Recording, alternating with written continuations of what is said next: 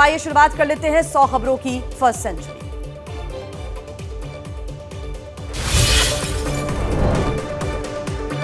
PM Modi आज जाएंगे कर्नाटक, मांड्या और हुबली धारवाड़ में 16,000 करोड़ रुपए की परियोजनाओं का लोकार्पण और शिलान्यास करेंगे।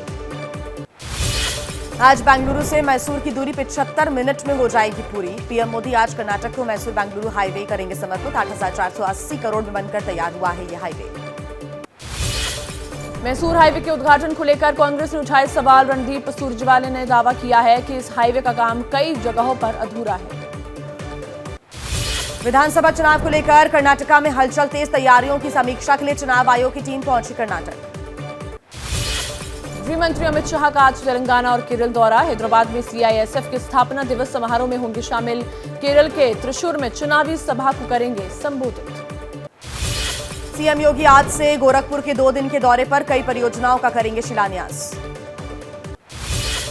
राष्ट्रीय स्वयंसेवक संघ की अखिल भारतीय प्रतिनिधि सभा की हरियाणा के पानीपत में बैठक आज। मोहन भागवत और सरकार्यवाह दत्तात्रेय होसबाले समेत 1400 से अधिक पदाधिकारी भाग लेंगे।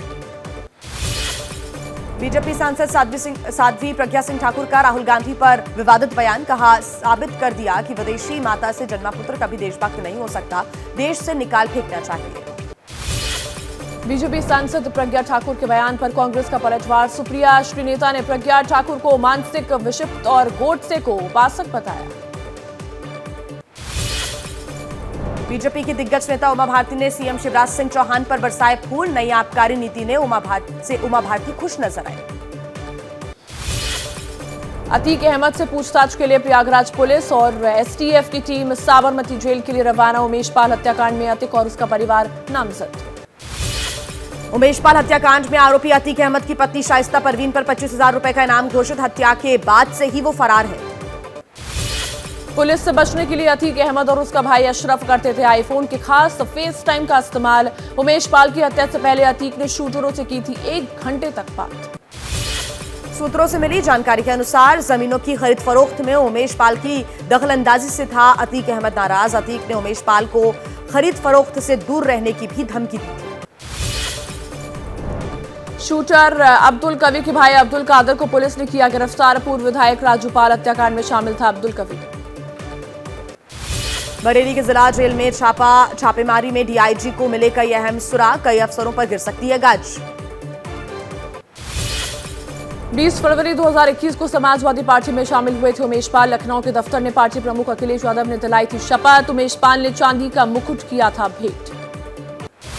उमेश पाल के हत्यारों की धरपकड़ तेज हो गई है। प्रयागराज से सटे कौशाम्बी और चित्रकूट के बॉर्डर पर पुलिस की सख्ती से चेकिंग।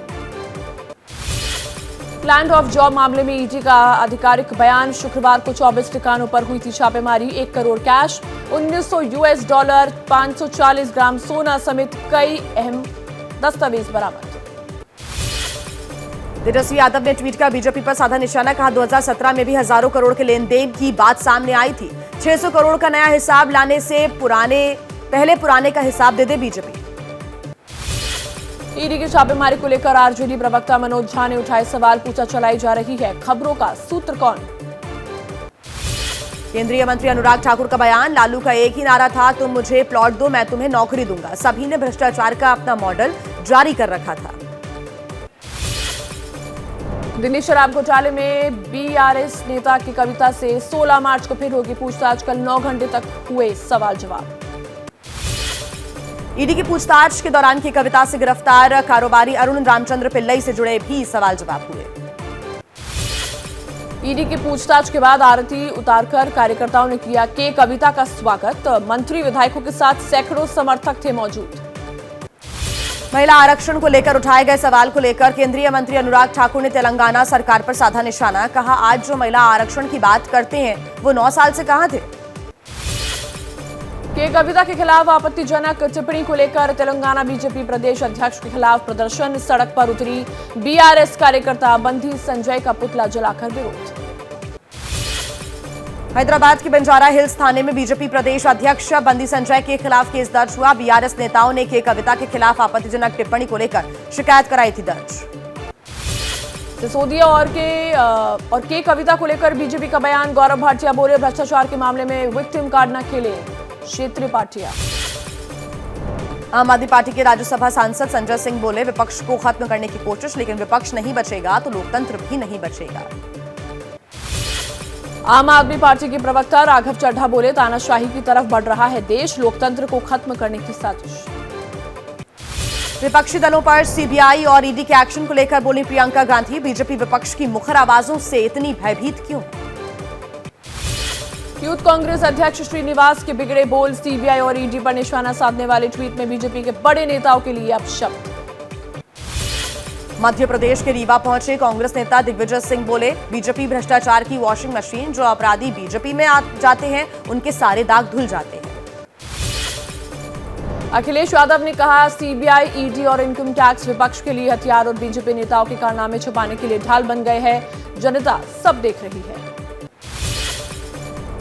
अहमदाबाद पहुंचे अखिलेश यादव का यूपी की बुलडोजर नीति पर निशाना, कहा गांधी जी के देश में हिंसावादी नीतियां गलत हैं। राज्यसभा सांसद कपिल सिब्बल का सरकार पर हमला, बोले जांच एजेंसियों का किया जा रहा है विपक्ष के खिलाफ इस्तेमाल। बीजेपी सांसद डॉक्टर रामशंकर कठेरिया ने अखिलेश और रामगोपाल यादव पर साधा निशाना, कहा जब विपक्ष पाक साफ तो सीबीआई, ईडी से डर क्यों? बजट सत्र से पहले उपराष्ट्रपति जगदीप धनखड़ ने बुलाई सर्वदलीय बैठक, कल से शुरू हो रहा है बजट सत्र का दूसरा चरण। कांग्रेस ने सांसद प्रबोध तिवारी को राज्यसभा का उपनेता बनाया है, सोनिया गांधी की मंजूरी मिलने के बाद। 2024 में होने वाले लोकसभा चुनाव को लेकर गृह मंत्री अमित शाह के घर हुई अहम बैठक, पीएम समेत बड़े नेताओं की होने वाली रैलियों को लेकर हुई चर्चा। धर्मगुरु तौकीर रजा के विवादित बोल, कहा अगर हिंदू राष्ट्र की मांग सही है तो खालिस्तान की मांग करना गलत नहीं है, मुसलमान मुस्लिम राष्ट्र की मांग करने लगे तो क्या होगा? मुस्लिम धर्मगुरु तौकीर रजा के बयान का कांग्रेस नेता शाहनवाज ने किया समर्थन, कहा जैसे खालिस्तान की बात करने वाले के खिलाफ कार्रवाई हो रही है, वैसे ही हिंदू राष्ट्र की बात करने वालों पर भी कार्रवाई हो। मौलाना तौकीर रजा 15 मार्च को बरेली से पदयात्रा शुरू करने जा रहे हैं। तौकीर की पदयात्रा 20 मार्च को दिल्ली पहुंचेगी। बिना नाम लिए उपराष्ट्रपति जगदीप धनखड़ बोले राहुल पर हमला, कहा कुछ लोगों ने ठान लिया है कि देश की प्रतिष्ठा को कुंठित धूमिल करना, इमरजेंसी के दौरान बंद होते थे माइक। उपराष्ट्रपति जगदीप धनखड़ ने मेरठ में शहीद कोतवाल धन सिंह गुर्जर की प्रतिमा का अनावरण किया। राज्यपाल आनंदीबेन पटेल और राज्य के सीएम योगी आदित्यनाथ भी रहे मौजूद। राष्ट्रपति भवन जाकर प्रधानमंत्री नरेंद्र मोदी ने राष्ट्रपति द्रौपदी मुर्मू से की मुलाकात, कल से बजट सत्र का दूसरा चरण शुरू हो रहा है। पीएम मोदी ने कारीगरों और छोटे व्यापारियों की मदद के लिए समयबद्ध तरीके से मिशन बनाकर काम करने पर जोर दिया है, कहा हमारा उद्देश्य आज के कारीगरों को कल का बड़ा उद्यमी बनाना है। गांधीनगर में शंकर सिंह वाघेला से मिले समाजवादी पार्टी के राष्ट्रीय अध्यक्ष अखिलेश यादव, वाघेला के घर पर हुई मुलाकात। एआईएमआईएम चीफ असदुद्दीन ओवैसी का पीएम मोदी पर लगाया आरोप, कहा मुस्लिम समाज के विकास को लेकर बजट किया कम, कहा मुस्लिमों को वोट बैंक की तरह इस्तेमाल करती है बीजेपी और कांग्रेस। पीडीपी प्रमुख महबूबा मुफ्ती ने की जेएनके सर्विसेज सिलेक्शन बोर्ड की परीक्षा रद्द करने की मांग, कहा एफटेक को खारिज किया जाना चाहिए, वो ब्लैक लिस्टेड कंपनी है। जम्मू कश्मीर में चुनाव कराने को लेकर जम्मू में गैर बीजेपी दलों की बैठक, जल्द चुनाव के लिए निर्वाचन आयोग से मिलने का फैसला। देश में H3N2 वायरस से 2 लोगों की मौत के बाद एक्शन में सरकार नीति आयोग की हुई बैठक, राज्य को अलर्ट रहने का दिया गया है निर्देश। देश में मौसमी इन्फ्लुएंजा के प्रकोप के बीच 2 की मौत से अलर्ट मोड में है सरकार, वहीं हरियाणा और कर्नाटक में H3N2 वायरस से पहली 2 मौतें की गई हैं दर्ज। H3N2 वायरस के खतरे पर स्वास्थ्य मंत्रालय का बयान, कहा हालात की बारीकी से की जा रही है निगरानी, मार्च अंत तक कम होगा प्रकोप। इन्फ्लुएंजा वायरस के मामलों पर हरियाणा के मंत्री अनिल विज ने कहा प्रदेश में 10 केस मिले हैं, लेकिन वायरस से कोई मौत नहीं हुई है, लोगों से की एहतियात बरतने की अपील। पिछले 2 महीने के दौरान देश में बढ़े H3N2 के केस, इन्फ्लुएंजा वायरस की वजह से कफ, खांसी और बुखार, फिलहाल 2 तरह के इन्फ्लुएंजा के केस सामने आ रहे हैं। गुजरात में H1N1 वायरस से 1 मौत, स्वास्थ्य मंत्री ऋषिकेश पटेल के मुताबिक 10 मार्च तक H1N1 के 77 मामले, H3N2 के 3 मामले आए सामने। पंजाब के स्वास्थ्य मंत्री डॉक्टर बलबीर सिंह ने लोगों से की अपील, भीड़ वाली जगहों से बचे, पंजाब में H3N2 वायरस का कोई केस नहीं है, फरवरी में हुई थी एक मरीज की मौत। जयपुर में बीजेपी ने गहलोत सरकार के खिलाफ प्रदर्शन किया। पुलवामा के शहीदों की वीरांगनाओं के अपमान का आरोप। पूरे राजस्थान में होंगी जन आक्रोश रैलियां। राजस्थान की सीएम अशोक गहलोत से मिली पुलवामा के शहीदों की 10 वीरांगनाएं। सीएम गहलोत ने कहा, खुद या बच्चों को तो दी जा सकती है नौकरी, लेकिन परिवार में किसी और को नौकरी की मांग गलत। वीरांगनाओं को लेकर कांग्रेस नेता सचिन पायलट ने कहा, 1 या 2 नौकरी की बात है तो ये बड़ा मुद्दा नहीं है। इसमें संशोधन पहले भी हुए हैं, आगे भी हो सकते हैं। इस पर राजनीति नहीं होनी चाहिए।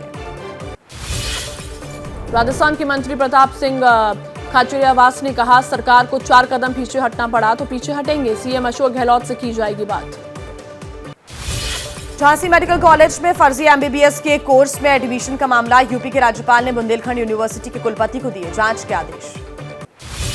केरल में दिल दहला देने वाला हादसा सामने आया। स्टेट रोड ट्रांसपोर्ट की बस की कार से सीधी टक्कर के बाद बस चर्च के गेट से टकराई। ग्रेटर नोएडा कलेक्ट्रेट में सफाई की सही व्यवस्था न होने से नाराज हुए गौतम बुद्ध नगर के डीएम। खुद झाड़ू लेकर की नाली की सफाई। दिल्ली में होली के दौरान जापानी युवती से बदसलूकी का मामला। दिल्ली पुलिस ने 3 लड़कों को हिरासत में लिया। पकड़े गए आरोपियों में एक नाबालिग। दिल्ली महिला आयोग की अध्यक्ष स्वाति मालीवाल ने किया खुलासा। पिता पर लगाए गंभीर आरोप। कहा, बचपन में पिता करते थे यौन उत्पीड़न। यूपी के सोनभद्र में किडनैप बच्चे का शव मिलने से ग्रामीणों का फूटा गुस्सा। तहसील थाने पर ग्रामीणों का प्रदर्शन। पुलिस फोर्स तैनात। मुंबई पुलिस की एंटी नार्कोटिक सेल ने भाईखला इलाके से पकड़े 2 ड्रग पेडलर। एमडी ड्रग्स बरामद। पकड़ी गई ड्रग्स की कीमत लगभग 60 लाख रुपए।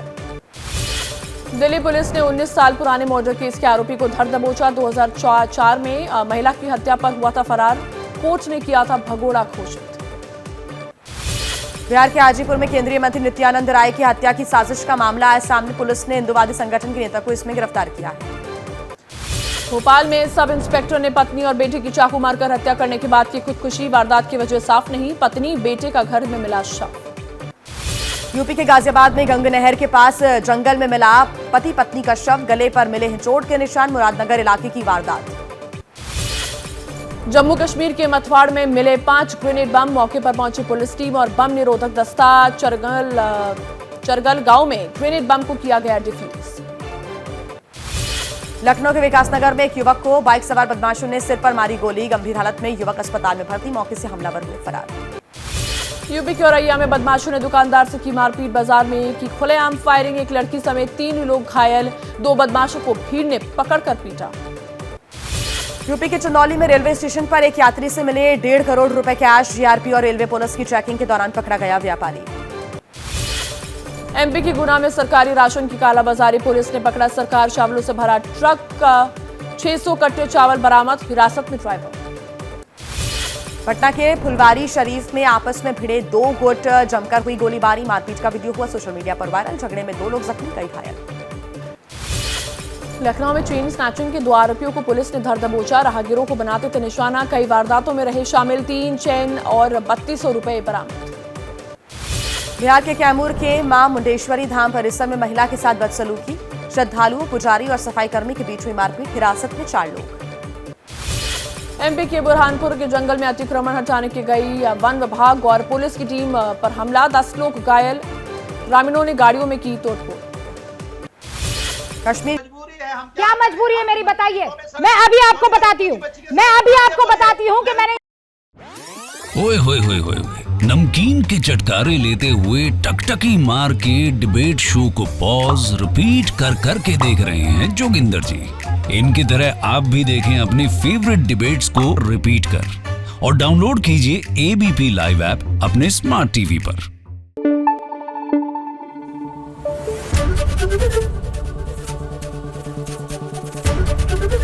एबीपी न्यूज आपको रखे आगे।